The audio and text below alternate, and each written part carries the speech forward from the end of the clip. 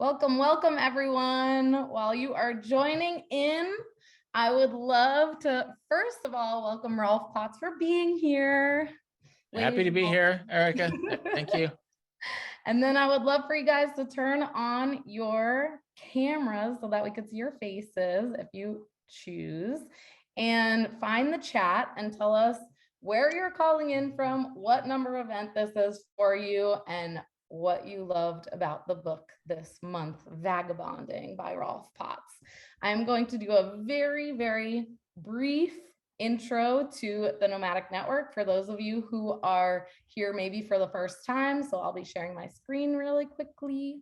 And let's do that. Thanks for bearing with me.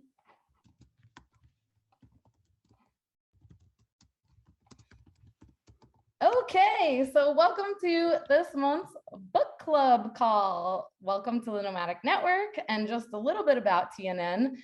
We were founded by Nomadic Matt back in 2019. And since we've hosted hundreds of virtual and in-person events, and we just launched a brand new website, thenomadicnetwork.com. So we would love for you to fill out a profile when you get a chance so that we could see all the wonderful travelers in one place. A few reminders for this event specifically. We love it when you turn your cameras on. It makes it a whole lot more community vibey. And also, we do ask that you stay muted because there are going to be a ton of people on this call. So let me just make sure everyone can join. Okay.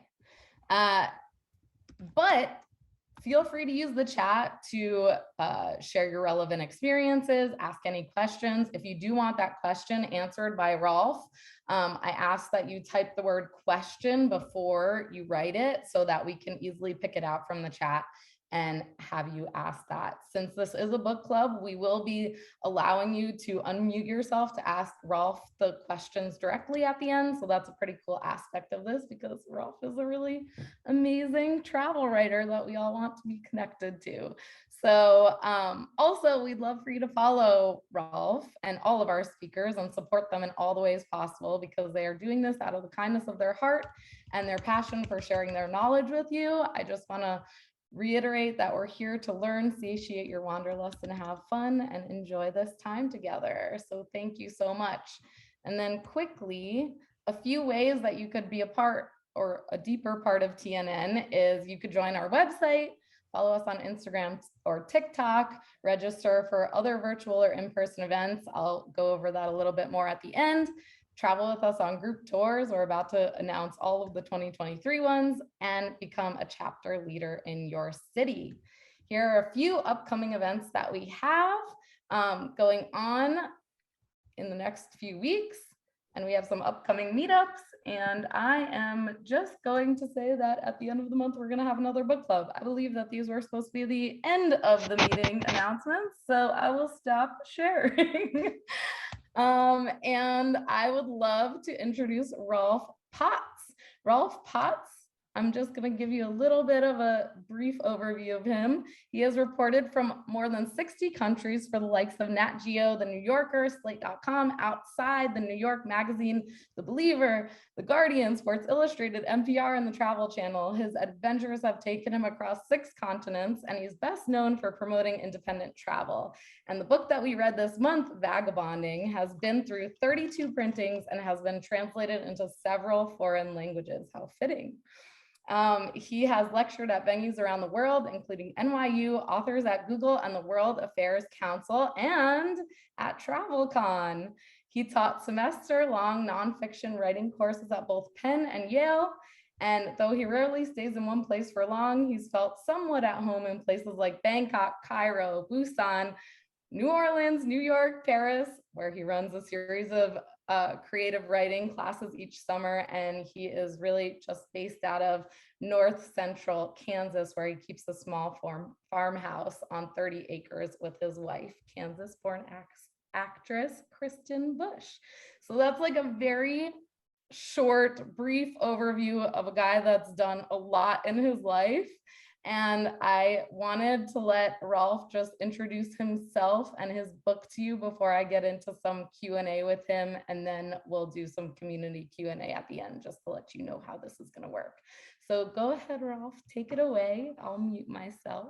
All right. Well, I'm talking to everyone from my small prairie farmhouse in front of my bookshelf in the small prairie farmhouse. This is my mask collection, actually. One of my books is about souvenirs. And actually, I collected all those maps pretty early in my travels. I found that, like, in the first year of my travels, of my vagabonding travels, I collected more souvenirs than the other 24 years combined, because I was just so excited to be traveling. I was so excited to certify my travels with something. And so I have all these souvenirs that really remind me of the earliest years of my travel. It was around that time, that I was collecting these masks, that I was writing a travel column called Vagabonding for salon.com. And this was before social media. And so instead of people tweeting at me to ask questions, they were just emailing me at my Hotmail account directly.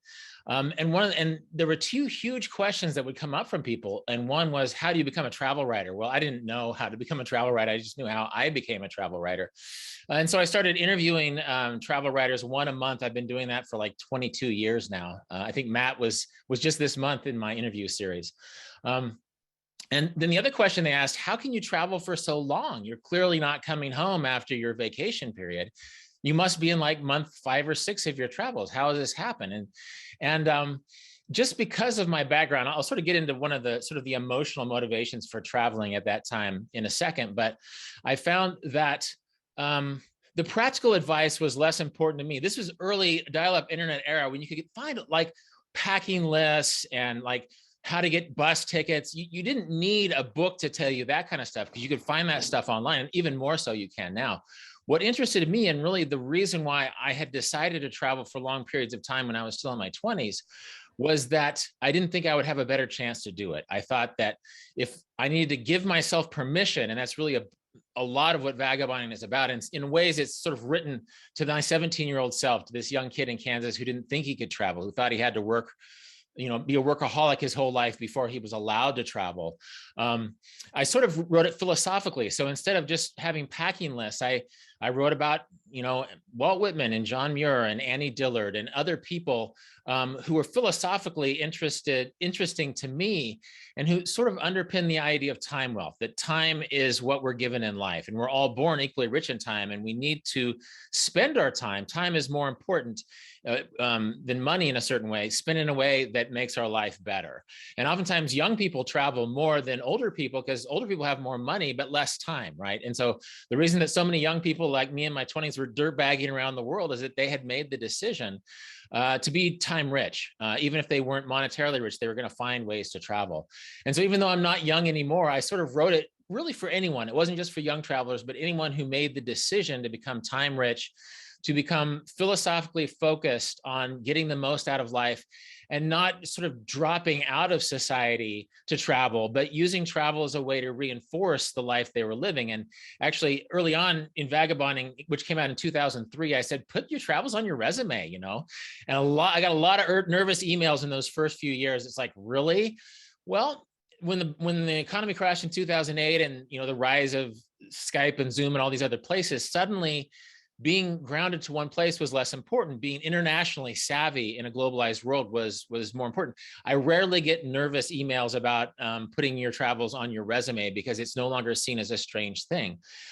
Digital nomadism is a thing. This is the nomadic network, and Vagabonding has been a part of that conversation about digital nomadism from the very beginning, because it's becoming more and more normal, more and more sensible, and even more empowering to have travel as a part of your resume. But I was talking about my earliest philosophical reasons for traveling are actually tied into a kind of sorrow, because like one of my favorite humans when I was a kid was my grandfather. He was a farmer in Kansas. He dropped out of school when he was 8 years old because his dad died, and he started farming. And that's just what he did. He was really good at it. He was really smart. He was really funny. If anybody had earned it was his retirement, it was him. But then my grandmother got Alzheimer's disease. She got older, and he couldn't, American society did not give him the free time that he had earned by hard work. And I'm not saying that he wanted to travel the world. I think he just wanted to enjoy his life. But then suddenly he was taking care of his wife, this woman he loved. And so that really hit me hard. So when I was a teenager, I realized that life wasn't going to necessarily reward me with free time when at the end of life, when I was done working for 30, 40 years. So I was going to create time to travel while I could. And that's something that's even more possible these days. There's so many technological tools that allow us to really work travel into our life in ways that enhances our life and doesn't compromise our life. And of course, the Nomadic Network knows all about that.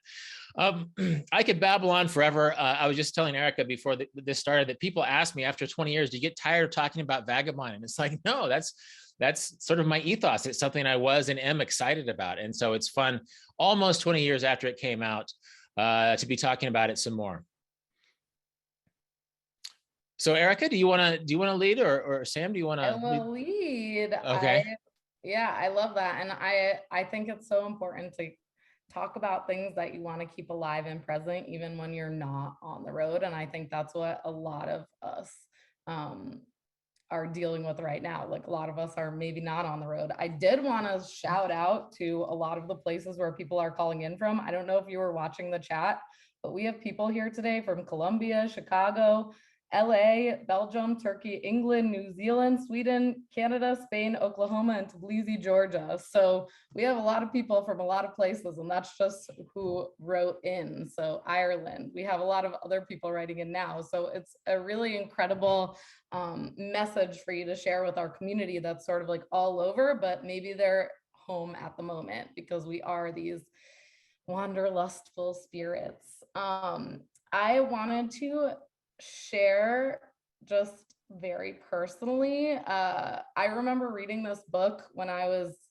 really sweaty at an Israeli-run yoga retreat in Cambodia.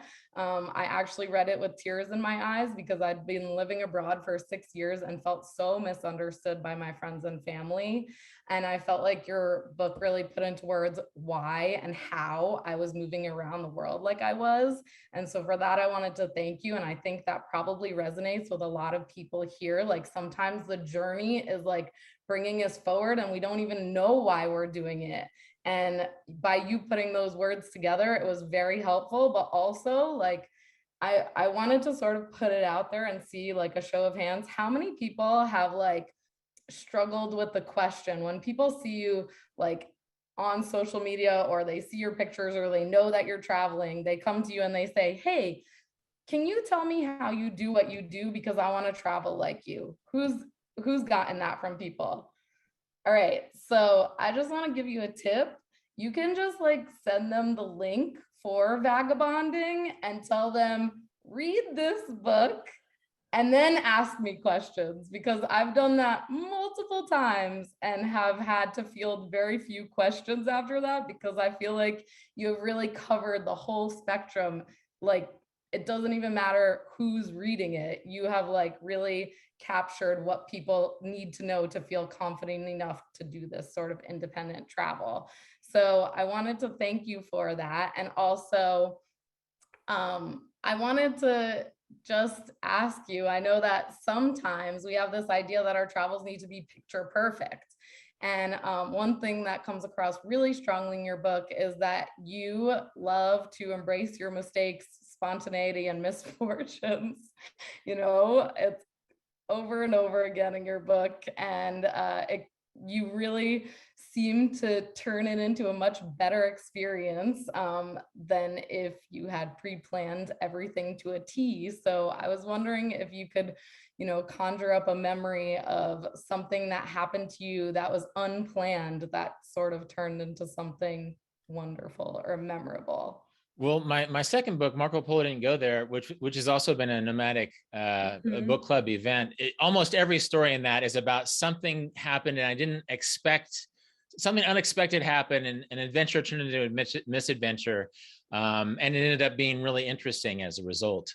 And so, I mean, almost every trip, I think one can stumble into visions of the trip that is different than you expected. Like I was just in Norway recently, and everybody's here, like everybody who didn't know where I was going said, oh, we'll enjoy the fjords. Well, I didn't go to the fjords because my wife has Norwegian family. And so we were just visiting her family.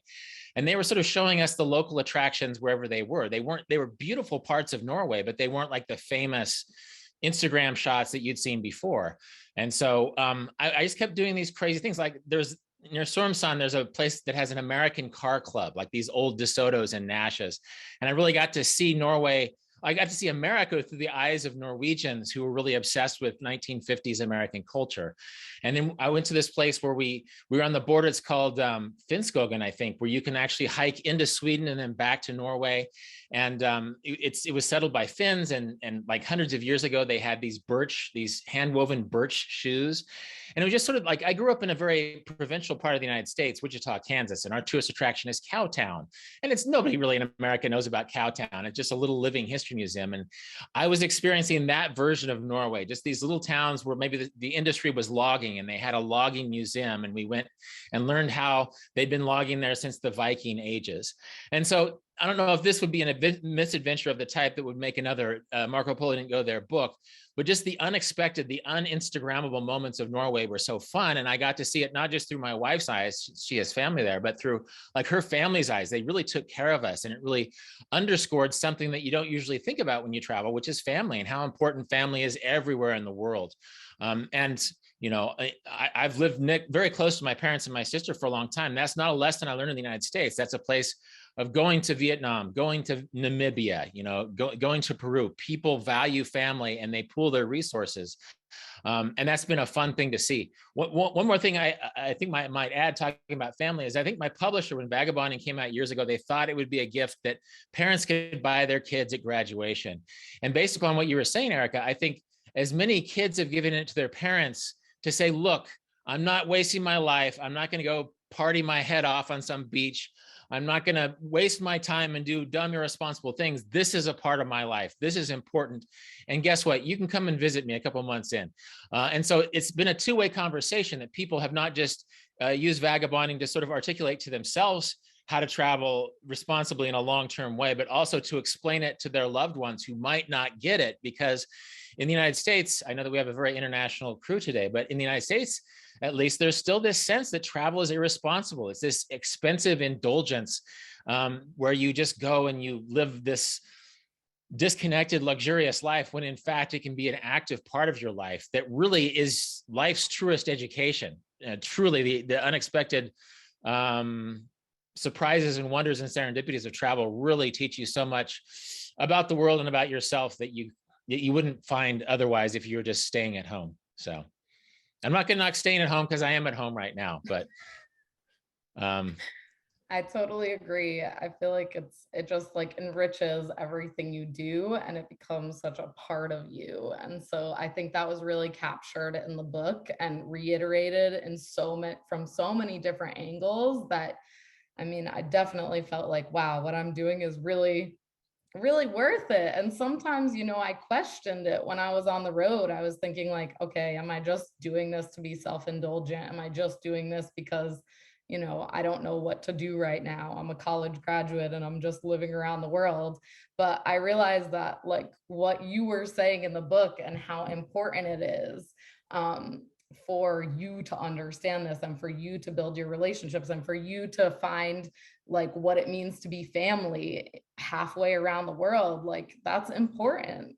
And I that sort of segues into my next question, which is, I just love how unpretentious this book is. I feel like it strives to include wanderers in every sense of the word, and break down like the definitions and labels that we have of people that like move around, whether it's like short term, long term, all the time, just constantly nomadic. And I love that you put this emphasis on traveling for yourself and keeping the best stories to yourself. That actually came across as quite refreshing as I was rereading this book in preparation for this event, because we are in this time where it feels like we're collecting stories to share. And so I wanted to ask you to sort of reiterate why keeping the best stories or best parts of the stories for yourself can be helpful for us as humans that travel.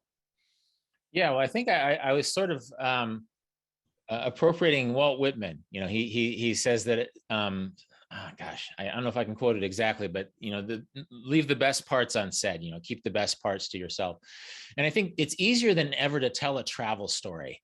You know, when I was writing for Salon back in the dial-up era, you know, I would write a 3,000 word essay and it would be published there. Well, now you can just take a picture and, you know, there's sort of the Instagramification of travel, which is great and really it fuels people's wanderlust. But as you know, no Instagram feed is true. You know, like the life lessons you learn rarely happen at a photo vista or rarely happen when your abs are perfect and, you know, your swimsuit fits great, right?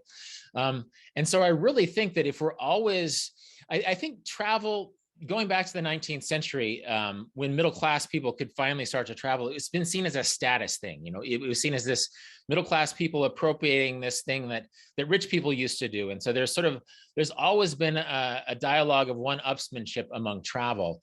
But I think that cheapens travel. And, you know, even when, I think one reason why I focused on philosophies and time wealth rather than packing lists was that I wasn't sort of born into a life where travel was seen as a right. You know, I was from a culture in the middle of America that saw travel as something you give yourself after you've worked your whole life. And so, yeah, I really wanted to keep it unpretentious. I wanted to make it a decision rather than a right, something that you choose for yourself. You don't ask permission for it. You find ways to make it happen. It doesn't need a ton of money. And then you go out and you explore. Well, now I think, you know, the like button on social media has turned people back into pretentious travelers sometimes. You know, you're trying to show the best side of yourself, and that's great. You know, actually, if you look at my most recent Instagram post, you know, me and my wife, we look pretty good. We're in beautiful places. It's not showing us, you know, hungover and exhausted. But I think that sometimes it's the difficulties. It's the gray parts of travel. It's the time when you're a little bit lonely or lost, when you're a little bit bored and you're not sure what's going on. That's when travel can really affect you. And I think of course, I wrote Vagabonding before social media. I said, you know, if you go to a cocktail party, you put on this cocksure air of confidence. Well, now in social media, we're sort of at a cocktail party. We're showing this cocksure air of confidence to show us as expert travelers, when really as travelers, we're always outsiders in a place that's not our own. We're always the fool. And if you aren't willing, I mean, don't intentionally be a jerk when you travel, but be vulnerable, be somebody who is not afraid to make mistakes, who's not afraid to try a new dish or to go into a place of worship that seems unfamiliar and ask some questions. That's where the discovery really happens. And those are those intangible things that are harder to put in an Instagram picture. Again, not to knock Instagram, but I think sometimes we have this simplistic, we showed our travels to each other in a very simplified and simplistic way, which is fine. But if you really are going to let this change your life, then it really needs to be reflective. And so I think for every, you know, public thing you do as a result of travel, for every essay you write or social media post you make, maybe make it a journal where you're showing your vulnerable self, your ragged edge self, but it's a journal only for yourself. And then I've read some of my travel journals from almost 25 years ago now. It's like, oh my God, I can't believe I was that guy, you know, that travel and life have taught me how to be a better person who's not quite so neurotic and anxious and scared of everything and uncertain. And so, yeah, I guess that's sort of a side plug to keep a journal that nobody else sees, because it's this conversation with yourself. And it's a place where you can confess that you're not perfect, that you're going to be making mistakes. And sometimes the best lessons come from that. Yeah, I love that. You know, it really reiterates something that I've been struggling with, which, you know, for years and years, I have lots of travels, but a lot of my stories I feel like are not appropriate to share. Not because they're illicit or anything like that, but because I feel like I found friends in a lot of places and I don't feel like I'm the one that's able to share the funny things that happened with us. Like I just don't feel like that. So keeping your own sort of like private journal blog is a really good way to sort of still encapture or capture that, those feelings and those memories. I have a question for people that may not have all the time in the world to travel, but do want, and I know you went over this in your book, but just to reiterate it a little, but do want to have this like deeper sense of travel. So can you share with us a time where you were maybe in a place for only a few days, but you felt like you did something that really gave you a deep appreciation for whatever country or culture you were in? Yeah, it feels like almost, well, actually, I have a phrase. I use it in my new book as well as Vagabond, my new book, The Vagabond's Way, which comes out next month. It's walk until your day. Yay, that's my new book. It's out next month. It's sort of a spiritual sequel to Vagabonding. Walk until your day becomes interesting. It's a phrase I use in Vagabonding. It's actually a little subchapter heading in my new book. And really, it's maybe the best tool for really getting the most out of a short time in a place, because oftentimes we go to a place with a to-do list, and that makes sense. You have a list of attractions, a list of things you're supposed to see or that you think you're supposed to see, when in fact, sometimes just wandering away into a neighborhood that isn't certified by the tourism industry, but is full of people who live there. This has happened in Swakopmund, Namibia. This happened in Paris, France. My wife and I take road trips across Kansas, and sometimes we just wander down Main Street. And in a small town, if you're not from there, people know it and they take an interest in you. And it happens any place in the world. And I think sometimes it's those accidental moments when, and actually, if you read Marco Polo Didn't Go There, I have this talent for attracting the town weirdo, like the guy who's probably annoyed his family so much that they don't want to hang out with it anymore. But some guy who maybe loves his town so much or is so interested in an aspect of it that I really like meeting these guys. They're usually guys, sometimes they're women, but and then you have this little wrinkle, this little window into a place that's through the lens of the obsession of one person who lives there. And like I forget if I've said it in this conversation, when I was in Norway, one of my wife's relatives took us to an automobile club where these Norwegians only collect American automobiles. And basically I was seeing a lot of these people are older, they're in their 60s, 70s, so I had to see this little town in Norway through these older people who were obsessed with American cars and fixing them up. And they're building a diner with American hamburgers. And it was sort of a junior varsity version of America because it was Norwegian, but it was very Norwegian. I mean, it was just, to see America through Norwegian eyes was so fun. And I feel like I got a concentrated, ironic dose of Norway in seeing this museum that ostensibly honored American cars, but it was so Norwegian to its bones. So walking, wandering, having accidental experiences always creates a density of experiences that no amount of waiting in line for a museum. And I love museums, but the tourist attractions oftentimes don't offer that density of experience as just those wanderings, walk until your day becomes interesting moments. Perfect way to experience a new place. Okay, we have a lot of, before we get to the community questions, we do have a lot of travel writers or newer writers or bloggers or people that are trying to capture their experience through words. And so I do have like 2 or 3 questions about travel writing. The first is, in your book, you weave in so many quotes and so many different sources. I would just like love to get a peek into your reading habit. How often you read, what kinds of books, do you take notes in the pages? Do you have a highlighter? Do you jot down the quotes? Like, how do you go about collecting all of those quotes and citing all of those sources? I mean, it's chock full, and I just can't imagine where you're holding those. Yeah, that's a great question. And my new book, The Vagabond's Way, is even more quote dense because it's sort of based on this daily reading idea where it starts with for 366 days of a leap year, it has a quote and then sort of a reflection on that quote. And so it's a quote dense book, even more so than Vagabonding, which had a lot of quotes in it as well. I've been a collector of quotes. I think it's come out of insecurity that I felt that I couldn't remember things very well. So I'd write them down. So I've been writing notes to myself since I was a teenager. And then, gosh, I have a bunch of books behind me. Let's see, like this is Nathaniel Philbrook's The Mayflower. I hosted a Travel Channel show in 2008 about Thanksgiving. I joked that it's the least watched show in the history of the Travel Channel.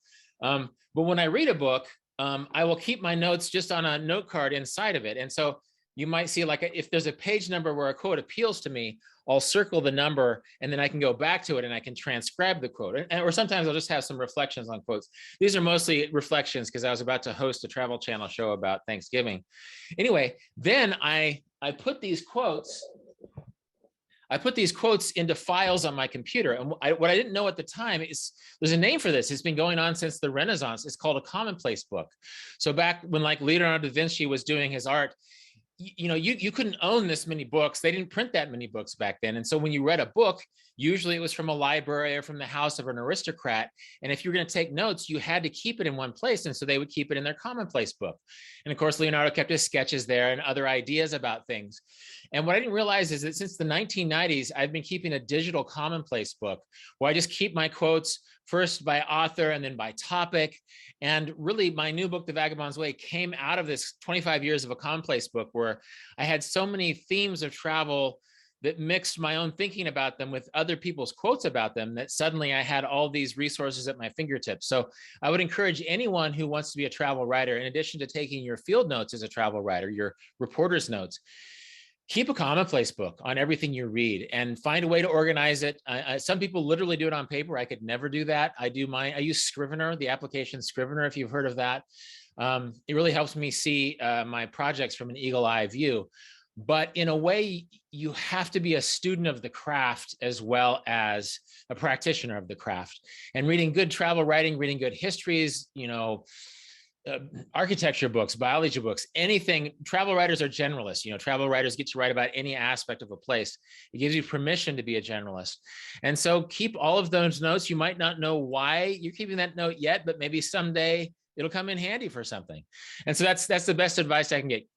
In some way or another, keep a commonplace book where you can file away all those quotes from every book you've read and then come back to them in the moment as you're writing, because maybe this quote about the Mayflower will give you some insights on your trip to England, where the Mayflower departed from. So it's done me well over the years. Is that commonplace book like one long Microsoft Word document?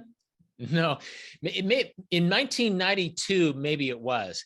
But then I split it out by author name. And then when I started travel writing for various magazines, I would split it into topics. And in fact, that's how my book Souvenir came about, is that I had such a fat commonplace file about souvenirs that I thought I could actually write a book about souvenirs. So I did. And so now I have topics about hospitality and different countries and different aspects of travel, borders, bureaucracy. And so I probably have hundreds of files. And then if you know the Scrivener application, you can put those in different binders and move them around very quickly so that I can very nimbly, I think without technology, if I had a bunch of big paper books with my notes in them, I would be able to write like maybe 2 more books ever, because I could never find all these quotes. But the computer allows me to organize them in a way that I can call on them much more quickly than I could have 50 years ago. So that's great. Okay, last question of mine before we get to the community questions. What do you wish every new travel writer would know? That's a good question. In a way, I'm trying to think of what I wish I knew early on in my travel writing career. I think every new travel writer should probably know that it takes time, that you don't just jump through the hoop and become a travel writer, that you have to sort of write badly before you write well. You have to be willing to make mistakes. And I think there's this veneer of expertise that comes with being a writer, but as a traveler, you're never really an expert. I think you have to admit your limitations, your liminality as a travel writer, and realize that you're not writing on these places as an expert, because the people who live there know the place better than you do. But you're sort of interpreting this experience of liminality. You're sort of being the avatar for the reader who might be scared to go to a new place, and you're helping on their behalf as a writer navigate this place that you don't quite know too well, but you're making discoveries of on behalf of the reader. And one interesting thing about, we have news media, which is very much panic driven. It's very much bad news. It's very much man bites dog, right? And then we have social media, which is a lot like those old glossy magazines. It's perfect abs on perfect beaches and perfect cocktails in perfect bars, when in fact, there's a very human world out there that we don't usually hear in the mediated world. We don't hear about the awesome people that you wander into in a neighborhood in Buenos Aires or Zambia or someplace like that. And so to sort of humanize the world on behalf of, you know, the traveler and the reader who's having this liminal experience of another country, that's pretty important, because you open up your news feed these days and there's a lot of weird, creepy bad news, or like overblown, obviously filtered good news. And telling that in-between story about the complexities of places is an important duty as a travel writer. But then again, like I said, patience. You know, nobody becomes a travel writer overnight, because it takes time to get used to this position of otherness and becoming more comfortable with the place. One last thing I'll add is become an expatriate at some point in your life. I moved to Korea to teach English as a foreign language for a couple of years. It was hard work, but oh my God, I learned so much. I really learned what it was like to not be from a place, you know, to be the outsider in a culture, and try to navigate it. I just got so many good instincts as a traveler, and sort of I learned to see what I was not seeing in those first few hours by living in a place and realizing that cultural differences are deep. You can be in a place that's friendly to outsiders, but that doesn't mean you're going to see the world in the same way as you. And so if you're patient, if you spend a lot of time overseas, if you make yourself vulnerable to other cultures, then it'll only make you better as a travel writer, and more intuitive as to what kinds of things you can write about. Love that. Love those tips. All right, Nancy. Nancy, would you like to unmute yourself and ask your question? Yeah, I'd love to. I would love to remember what I wrote 30 minutes ago. Sorry about that, Rolf. No worries. I'm just looking at, I think it was to do, yeah. On page 68, I do exactly what you do with every book I read, irrelevant of what kind of a book it is. I underline, I mark pages, and I take notes at the back of every book, because I read too many. So I'm in your boat. I'm looking at your wall there, Rolf, and it makes me feel like I'm downstairs in my home. So I'm very glad I'm not the only one. Yeah, you mentioned on page 68 that resist the temptation to purchase your specifics in advance. Okay. Now you were talking specifically about how to plan your trips and all that. Now this was done, like, as you mentioned, almost 20 years ago. Is that still relevant? It is. Now, the caveat here is that it's actually easier. There's more possibilities in purchasing your experiences in advance. Like it used to be, you went to a travel agent and they would get your plane ticket and your safari and your hotels and all these other places. One thing that is still possible, but people don't do as much, which is getting your hotels as you go. Like these days, it's just so easy to use an app, to use booking services to plan your hotels and hostels, that people rarely do it anymore. When I was first a backpacker, I would just go to the cheap hotel district, and I would go door to door and ask to see a room. And one great thing is, unlike the United States, in most parts of the world where I went, you could negotiate for a cheaper price of the room. I could also see, oh, wait a second, this room is over a really busy intersection, and this room is right next to the mosque loudspeaker that turns on at 5 in the morning. I can ask for a better room. And so I think there's that part of the economy that is really easy. It's really convenient to plan and even see your rooms before you rent them using apps. But I think I still encourage people to even get their lodging as you go, because you can save money that way and get better rooms that way.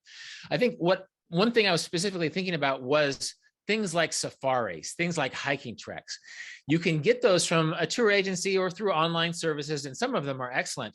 But what I found is that you go to a place like East Africa, which is suffused with safari industries, and not only are you paying less when you buy your safari locally, but you're cutting out middlemen and putting more money into local economies, into local outfitters, into local communities.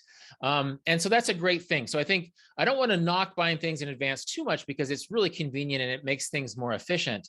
But there's something, especially in a long-term journey, where when you save some of those decisions for later, not only are you saving money, but you're going to the mom and pop restaurants, you're staying at the mom and pop hotels, you're going on that safari that was started by some enterprising dude in the village, as opposed to a big corporate safari. And it's actually benefiting those local communities. Yeah. And so I completely agree that it's changed. but I still encourage people not to throw up too many. The other disadvantage of planning too much in advance is that you really get smarter once you show up in a place. Like for all the planning you do in front of your computer at home, pretty soon you're staying in a hostel and there's 10 travelers who are going in the other direction, and they've just spent a month in the place where you're headed. And they'll know that local safari guide who's really cool and is cheaper and it benefits his family. And so you can use that local intelligence and sort of cut out those middlemen. So I don't want to be a fundamentalist about my advice, but I do want to gently encourage people to, where possible, not to micromanage an itinerary in advance, because there are flexibility advantages and there are savings advantages and there's give back advantages in those. But I appreciate that question, Nancy. Thank you. And I just want to mention, you also mentioned enrich your life with time and experience rather than things, which is what I'm in the process of doing. So thank you. All right. Good luck with that. It pays great dividends. That's wonderful. All right. We have Katrina, and then Carrie can ask her question. So Katrina, would you like to unmute yourself? Sure. So I'm often, at a birthday party or whatever, telling a story about travel, and the response I get is kind of what we were talking about earlier, where it's like, oh, I lived through you, I could never do that. And I'm just wondering beyond like recommending vagabonding, just how do you respond conversationally to open the door for them to see that they could do it? Because I'll go to like travel hacking, like talk about that a little, but I can see they still look like really shut down about the option for them, and they still really want to do it, Yeah, well, I think sometimes the best thing to do is to ask follow-up questions. There's also a great thing to do as a traveler when you're in places. Just extreme curiosity always pays good benefits. And so say, well, why don't you think you can do it? And they'll lead with the fear. Oh, it's dangerous to travel. I don't have enough money. And then you can peel those back. You can say, well, actually, statistically, it's more dangerous. Less people are the victim of violent crime demographically overseas than they are in their own hometowns. And are you afraid of your own hometown? Or how much do you think you really need to spend? Oh, well, you don't need to stay at that hotel. There's a guest house there that's $10 a night. There's a hostel in this really super expensive city that's just $20 and you're in a bunk room full of these cool people. I think sometimes people sort of expect a didactic response. They expect people to pontificate and brag about their travels, when in fact, if you just ask questions, it's like, well, you don't think you can? Oh, what do you do? Oh, yeah, really? You work at a grocery store? Well, I used to work at a grocery store, and that's how I saved up money for my first Vagabond trip. That's true. I worked at a Kroger's affiliate and saved money for my first Vagabond trip. So I think sometimes assuaging those fears in a sympathetic way, and it might not inspire them to buy a backpack and hit the road the next week, but it'll stick in their head, because usually people don't take that engaged interest in people's statements, especially if they're underpinned by fear. So maybe gently assuaging the fears that people have, and just saying, look, I'm a pretty normal person. I'm not a wealthy person. I didn't have a super job. I'm not a ninja warrior, but I was safe. I get lost a lot, but I always get found. Just sort of self-deprecatingly and gently pushing back a little bit and asking them questions and unpacking those fears a little bit, I think can go a long way. That's so true. It's when you show yourself as somebody real that they can relate to, that's when I feel like I've had the biggest impact to talking to people that you're talking about, Katrina. Wow. Okay, Carrie, and then we have Ronnie's question. So Carrie, would you like to unmute yourself? Sure. Thank you for taking the question. I appreciate the book. And my question might be a little more niche, but my daughter has significant special needs. And I was just curious if you have interviewed anyone that has a disability that has been able to overcome the challenges of either having complex medical needs or mobility needs. I just don't find that topic covered very often. I know that it's not the majority of people, but it's one of the bigger barriers we have for long-term travel. And I'm looking for examples of how we can overcome that barrier. Yeah, on my podcast, Deviate, I interviewed Corey Lee. Do you know Curbside with Corey Lee? He's been traveling in a wheelchair for more than a decade. Erica, do you know Corey? He's spoken at TravelCon, right? He's spoken at TravelCon too. He's amazing. Yeah. Yeah, no, and obviously he doesn't have, the devil may care mobility that some of us do as travelers, but he travels with his family and he travels with people who can help him. He actually really pays attention. He creates city guides. He pays attention to mobility and cities that can maximize mobility for people who travel in wheelchairs. And he just does it. He's a guy, again, who didn't, there's so many fears, like people, like Corey is a great example because he travels more than perfectly abled people who just have these silly fears, like they don't want to make their mom nervous. Whereas this guy is traveling with his mom, and his mom is seeing way more countries than he ever saw, or than she ever saw were she not traveling with her son that was in a wheelchair. I think it's really a matter of not setting limits. And I say that to everybody, but even with disabilities, again, it's not going to be a devil may care, be reckless, but there are cities that are easier to travel for people in wheelchairs, for example. There are actually, medicine is so weird in the United States. If there's certain prescription medicines that you need, sometimes pharmacies are not just easier to access in other countries, but they're a lot cheaper too. Sometimes, like once I've had various maladies and I'm in France a lot, and I go to France and I just go to the pharmacist and they just sort of roll their eyes and write me a prescription.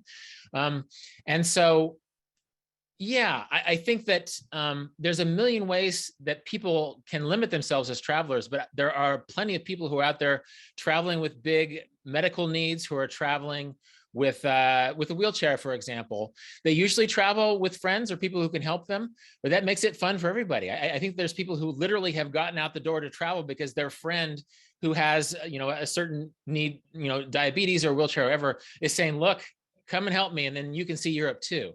And so start with Curbside with Corey Lee. Erica, do you know any other resources through the Nomadic Network for travels with disabilities?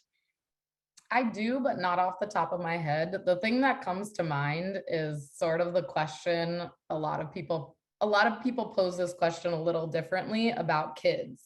Like, where's the best place to take kids? And I've never been to a country in the world that didn't have kids. So it's like there are people with wheelchairs or people that have mobility issues or disabilities everywhere that are differently able, and they're able to exist. It's just, is it as comfortable or as comprehensive as maybe you've created it to be at your home? Maybe not. Is it more comfortable? Maybe.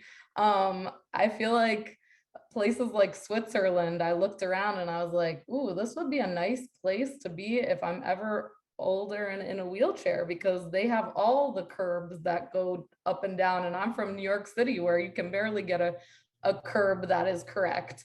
So there are some places that do it a lot better than what we're used to. And I think that being curious about that. And again, Corey Lee is wonderful. And I'm sure Corey knows a lot of people that do it as well, because I want to say he even does tours for people with mobility issues. He's really something of a guru now. And it occurred to me, I had a student with mobility issues who took my Paris writing class, and she didn't go to all the arrondissements like some students did, but that one block of Rue Saint-Jacques where we had our class that month, she knew every shopkeeper. Like there's, I think sometimes we're checklist travelers. We think that the best travels are doing the most. This woman, she could get around a fraction of what my other students could, but my God, people on our block loved her because they saw her. She took an interest in everything. And I think going around the world and getting to know one block well is better than going around the world and getting to know 20 countries superficially, right? And mobility issues, for example, give you an excuse to not rush through a place and get to know very small places very well. So yeah, there's resources out there. The Vagabonding, if you go to vagabonding.net and click on resources, those are constantly updated. And I know I have disability travel that includes Curbside with Corey Lee and other resources up there. Yeah, such a great question. We also have a good suggestion from Ronnie, who's the person that asked the next question. So Ronnie, would you like to share that resource and also your question?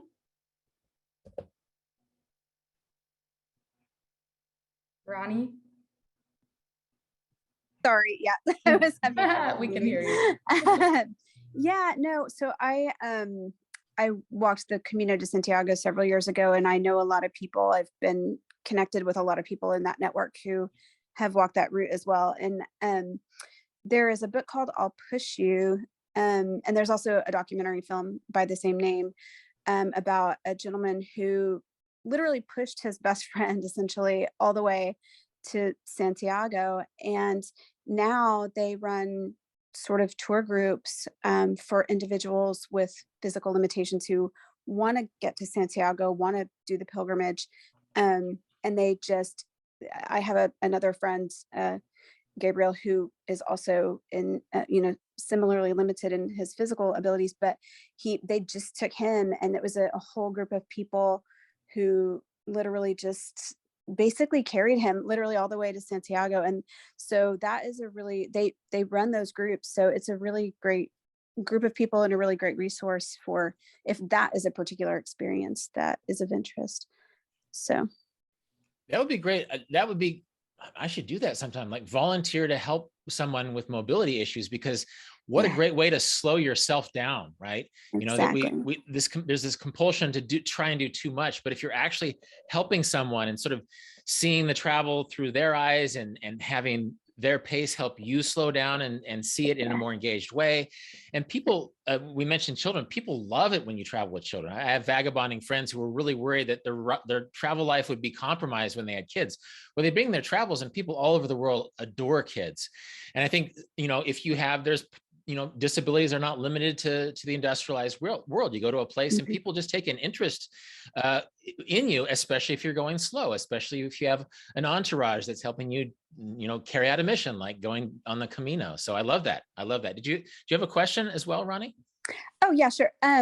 So I'm really curious in sort of these, and I really resonated with your story at the beginning of what sort of inspired you to want to travel, particularly at a younger age than what you saw a lot of people doing. Because I have a similar sort of inspiration and story. And so I'm interested in these sort of pivotal moments, and I'm interested in this sort of juxtaposition between, like sort of sorrow and inspiration, or, death and life, or like the urgency to live fully. And so I just kind of wondered if you had any thoughts sort of extrapolating on that idea. Yeah, well, it's the core of my book. It's memento mori. It's the old Latin phrase, remember death.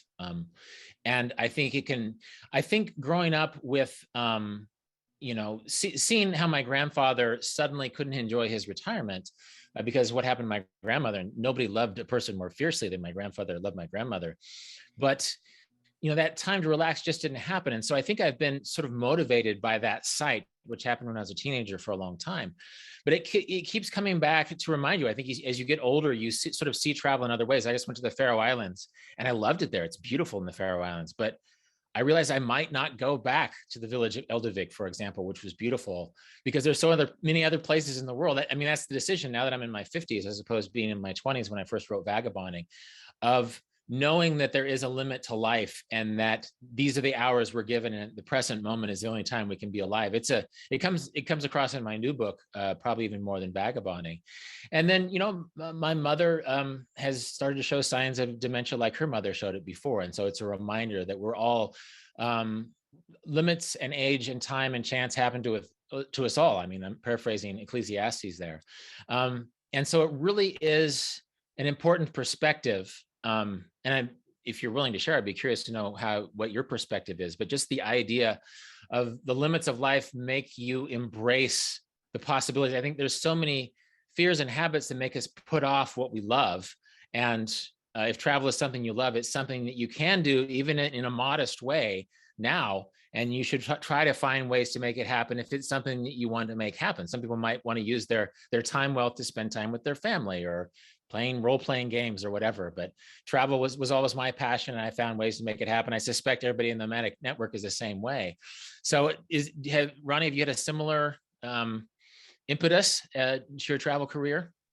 Yeah, I mean, I'm not a full-time traveler at this point, but yeah, my dad died when he was pretty young. He was in his early 40s. He's younger than I am now. And yeah, I mean, it sort of informed my whole philosophy of life, is that you have to sort of get busy living. You know what I mean? Like, we're only here for a little while. And I think if there are things that sort of, was it the Paulo Coelho quote where he says, those things you've always wanted to do, you should go do them. Like, you should do them now. And I just always kind of been a believer in that notion.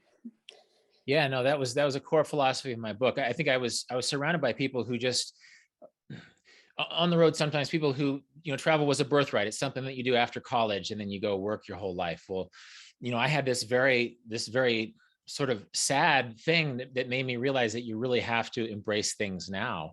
Yeah, no, my dad is still living, fortunately, but I look back on times when he seemed like an old guy to me, and now I'm much older than he was at that time where he seemed old. And I've traveled with my parents, which has been great.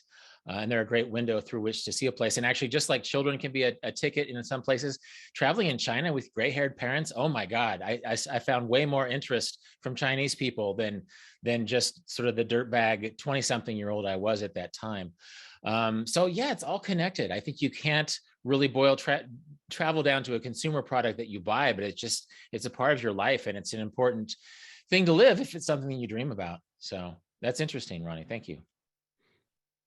Thank you. Yeah, thank you so much for sharing that.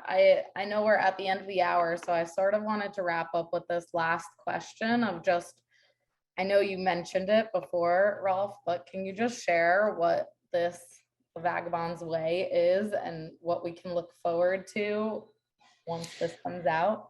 Yeah, it comes out on October 4th. It's called The Vagabond's Way. And it's a daily reading book. Basically, for 366 days of a leap year, there's a quote about travel from my Commonplace book, then a meditation or a reflection on that quote about various aspects of the journey. And so January is all about inspiration for travel, and February is about planning for travel, and March is about getting started on the road, and of course December is about coming home and reintegrating the mindset of travel into your life.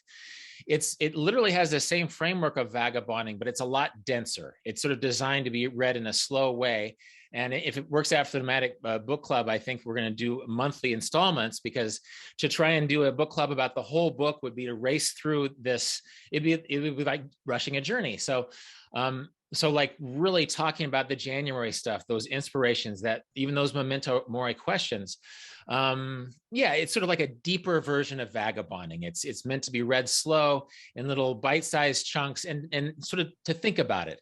Almost like I don't know, devotional makes it sound like too much gravitas, but sort of a daily reflection book where you read a quote in an aspect of travel, and then you can think about it. And the next day you read something else, and you can read it all at once if you want. But I think, Erica, you said you found that it really, oh, there we go. Yeah. It's coming out. I'm really excited. I'm excited about this book as anyone I've written since Vagabonding itself. So yeah, come back when we do a book club for that, and we'll talk about those themes as well. Yeah, just because we have everyone live here, just by a show of hands or a note in the chat, would you be interested in following along this journey if we hosted 12 separate book clubs each month with Rolf? Oh, we got a few yeses and some absolutelys.